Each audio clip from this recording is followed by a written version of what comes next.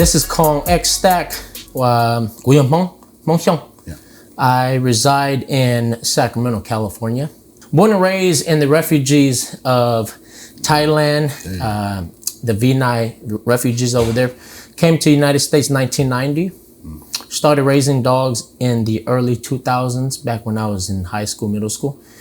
Being a Hmong breeder, I don't feel like that matters much, honestly, because this industry is so diverse. It's so open, has so much geographical different people in this industry breeding. But it does matter to me personally. I don't think it matters to anybody outside if I'm Hmong or not. It just matters to me personally, proudly and pridely that I am Hmong. Yes. Okay. But I do urge everybody in the industry, the bully industry, to keep producing quality and to keep pushing it, regardless of what race, ethnicity, or what your background is. Yes. What gave me the motivation to be where I'm at right now, to be able to push through all the, struggles that I've pushed through right now? I'll be honest with you. I would have to say family and a future for my family. That would be what really motivated me. I'll be honest with you. I wasn't money motivated or nothing like that. It was more, me trying to figure out myself, trying to figure out something, to do that would take my family to the next level. And who would have thought that would have been dogs? No one in the world would have thought that. All right, guys, I want to welcome all you guys to the xstack facility, the headquarters right here. I spent about $100,000 US dollars to build this bitch for all my bulls. That's how much I take care of them. I always say, you take care of your bulls, all right, and they take care of you. That goes with the concrete, the whole setup, permits. Yes, we are permitted. Electrical, fans, AC unit, plumbing, drains, everything. 2,500 square foot property right here, just for the dogs to run in. And this is how we take care of our bulls, and they're gonna take care of us back. The first dog that really got me going or got me hyped up and excited, and this dog, his name is Gaudy Lines Dax, from the OG himself. Rest in peace, Ed Shepherd. Dax, he's a black and white dog before all the color era, before all the nanos, before all the small dogs. This was tens of years ago, okay? That dog was an extreme dog before extreme dogs came out. He was what got me excited, got me onto body. And everybody knows xstack is about body complete dogs. And Dax was what motivated me when I saw him back then. And that got xstack to what we are now. Which dogs made the biggest impact or made big impacts in your camp? With the xstack guys. And man, that's a tough one. There's so many hitters. Primarily, I'm just going to talk about the studs, because they are the ones that make the most impact. It's not just one, all right? It was so many of them, and I would like to state a few of them right here. Stagger is my first one. We got Red X, Fearless, Blackjack, Ice, Franchise, Crayon Convict, Raw. Gosh, so many more. Vision, so many more that I've sold overseas for thousands of dollars or hundreds of thousands of dollars, okay? And so many more that made a huge impact into it. These boys really set the bar high. They was always ahead of their time, okay? And do not forget about Sensei. Sensei was one of the ones. Sensei came into, the game when I was fully ready as a matured breeder, promoter, businessman, marketer, and everything. So Sensei too took xstack and took us to another level. And the one after Sensei was, rest in peace, Snake Eyes, but unfortunately he passed away. He was going to be the next Sensei, as everybody knows, but it is what it is. Shit happens, you know what I mean? Yeah. There's so many things that a breeder coming new into the industry, coming new into the game should know, okay? There's a lot of unwritten codes of honor that people don't talk about, and they should know. You know what I mean? But again, we can save that story for another day, but I'm going to just pinpoint a few simple ones to get everybody going, okay?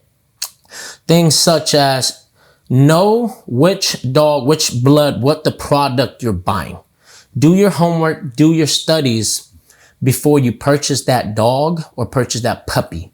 Saves you less headache. And if you're going to do this, if you're going to be in the industry, you're going to actually be in this dog game.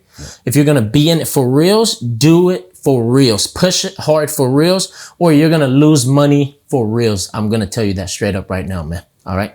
And I mean, there's so much more lessons that I've learned on the way, so much more too, but let's just keep it short right there for now, you know. Yeah.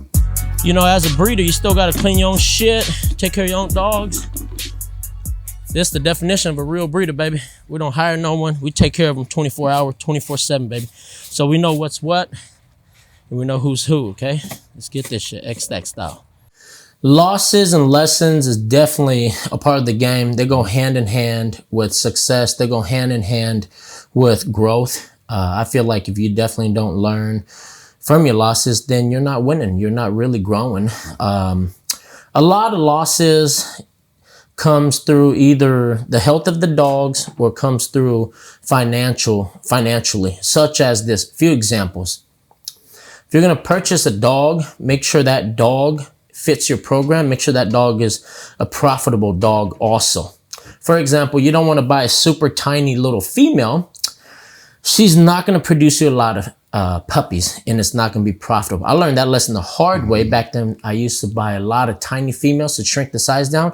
And I realized they're only going to give me 1, 2, or 3 puppy. Yes, quality over quantity, I get that. But bigger size females are still going to give you quality puppies. Right. And profit and production, everything too. I'm not trying to sound like I'm just talking about money here. Okay. Right. Some of those lessons are right there. Health wise, you know, check up your dogs all the time. Make sure they're healthy all the time. Okay. Yeah.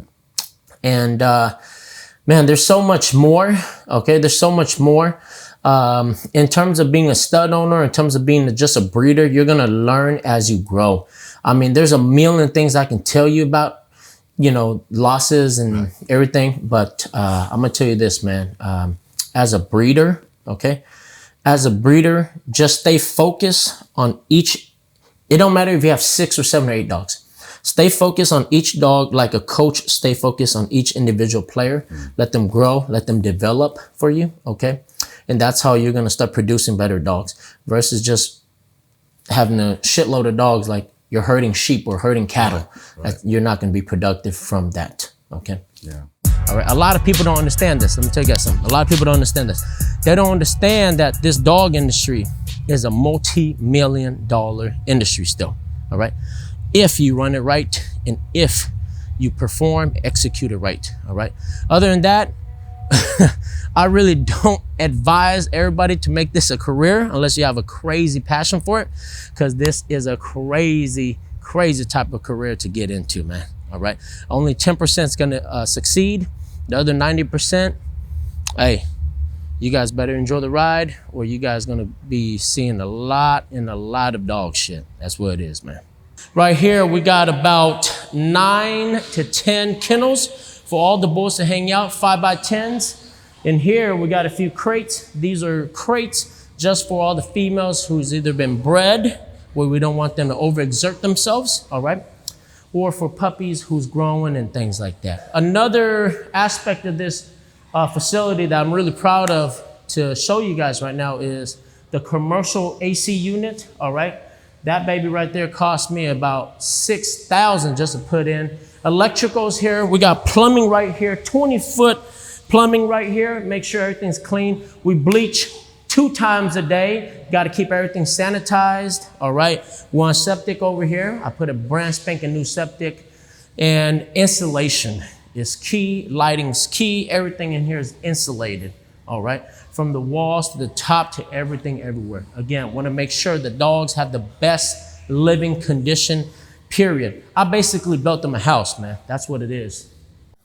What I have going on right now at this current moment, I have a lot of Sensei blood that's been popping for about the past 5 years. And shout out to everybody who's been supporting us with the Sensei stuff and supporting the xstack brand.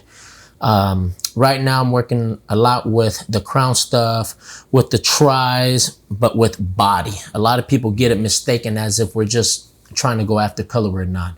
We want the whole package. Again, xstack is all about the most complete package. So we want color, body, rears, health, structure, mobility, everything. Everything. Okay. Yeah. So we're trying to work with that, trying to produce the next superstar.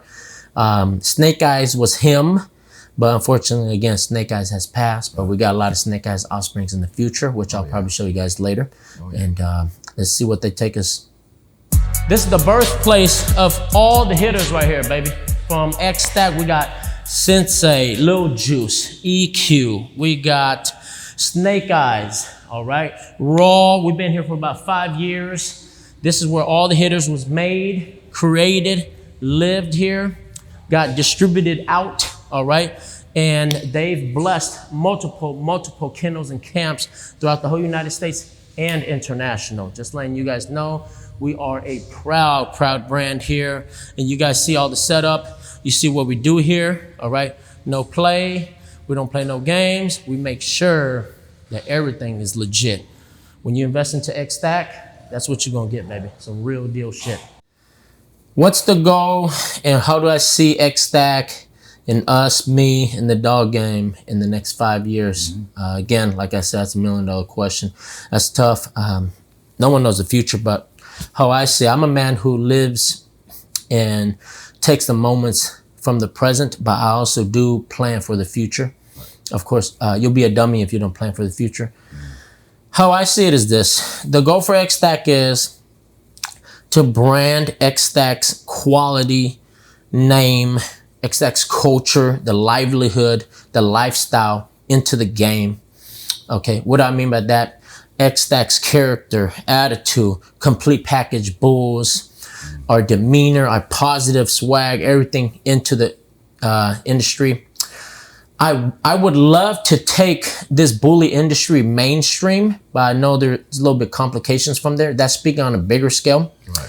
So in terms of how do I see the game in 5 years also, or where do I want the game to be in 5 years, what we're striving to get the game to in 5 years also, is better understanding, better commitment by a lot of breeders, okay, better, healthier breedings by a lot of breeders, okay, more ethical, morally better business also, right? Okay, so I see a lot of that, and hopefully we reach that in 5 years. I don't know, it might take 10 to 20, but if we reach it in 5, that's a blessing. That's the goal, right? That's what it is. Yeah, cool, man.